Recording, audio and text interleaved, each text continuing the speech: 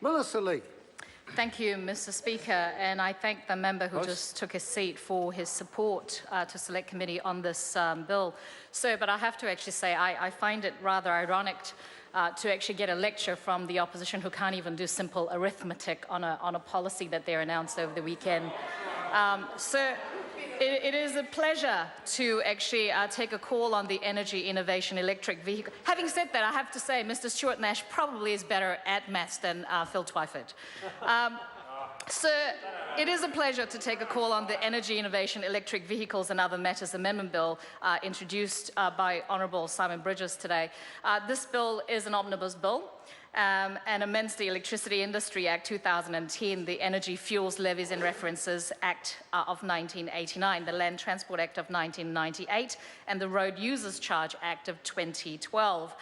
This bill also implements the government's electric vehicle program, the EVP.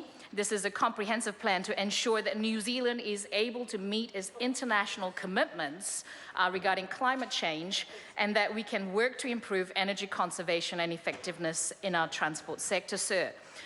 Positive gains can be made across New Zealand through the implementation of the EVP, and through this legislation we can work together for the best opportunities on offer for the next generation.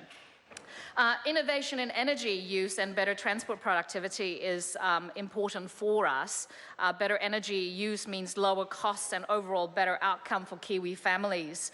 This can be achieved by measures that will support greater accessibility for renewable energy resources and reduce New Zealand's greenhouse gas emissions. Although New Zealand should be very proud that we have a very high renewable energy source, we can do more and become world leaders, sir. This can be our legislation should be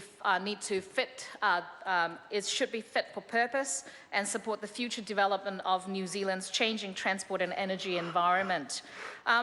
As the Minister actually outlined, there are 4 measures to the bill that will be considered by the Select Committee. The first is that the bill will change how the Energy Efficiency and Conservation Authority, EECA, is funded.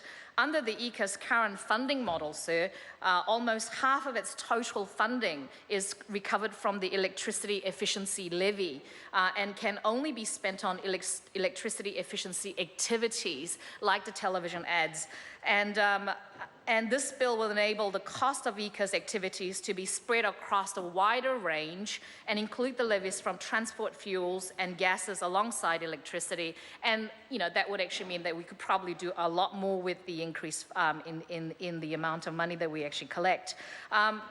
It means that it probably will give more flexibility to EECA, how it can actually use its funds to support the promotion of things like low emission vehicles, contestable funds. So the second part of it is to allow electric vehicles access to special vehicle lanes, for example. This amendment will clarify that road controlling authorities may use its bylaw making powers to create special access lanes in situations where they may wish to support a non-financial incentive to increase the uptake of electric cars and other vehicles in their authority area, such as other countries have actually used. I believe that the Minister mentioned Norway as well as California in his speech.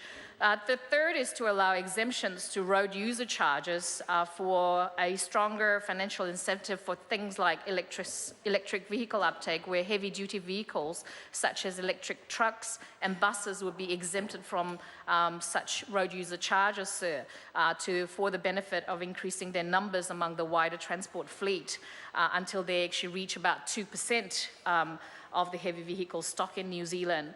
And the fourth and final main measure is that there needs to be a clarification on how electricity industry legislation will apply to the secondary network.